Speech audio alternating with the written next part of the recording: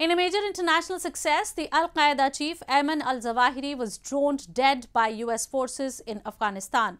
And while the news has set off a wave of exultation across the media and civilians, a few, including the United States, who have been fighting against growing radicalism and terrorism, have called out Taliban, the de facto government of Afghanistan, as the terrorist was living and operating right under their nose.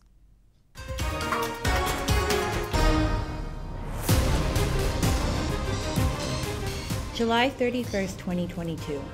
A missile fired from an American drone killed the leader of Al-Qaeda, Ayman Al Zawahiri, in Kabul.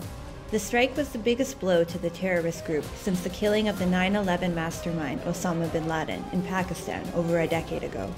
Zawahiri had a $25 million USD bounty on his head for coordinating several terror attacks, including co-conspiring in the 9/11 attacks, which killed nearly 3,000 people.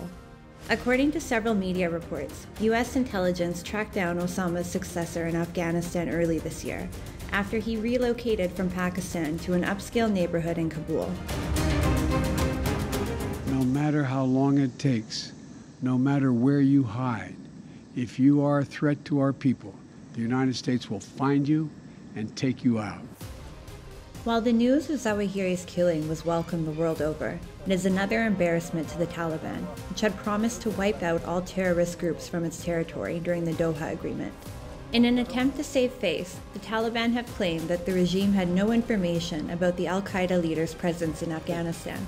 Unconvinced by their response, both Washington and other political observers have accused the group of double-dealing.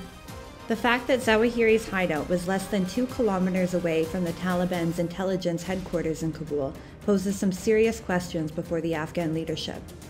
Historically, the Taliban and Al-Qaeda have had the same ideological leanings. Washington believes that the former doesn't seem to be parting ways with the latter, despite its claims to the contrary. Perhaps there is complete distrust between the US and Taliban, especially the manner in which Taliban took over power in August 15th, in spite of the Doha deal. So therefore, they were tracking Al Zawahiri on their own. Pakistan too was facing many questions and criticism, as Zawahiri was long believed to have been living in that country. The fugitive Al-Qaeda leader was alleged to be hosted in Kabul by the Haqqani network, a powerful faction within the Taliban with deep ties to the Pakistani intelligence community. The killing of Al Zawahiri could most probably help the Islamic State in Khorasan province in enlarging its base in Afghanistan. Zawahiri's presence in Afghanistan is a major blow to the Taliban's credibility and dents the group's efforts to gain legitimacy in the eyes of the world.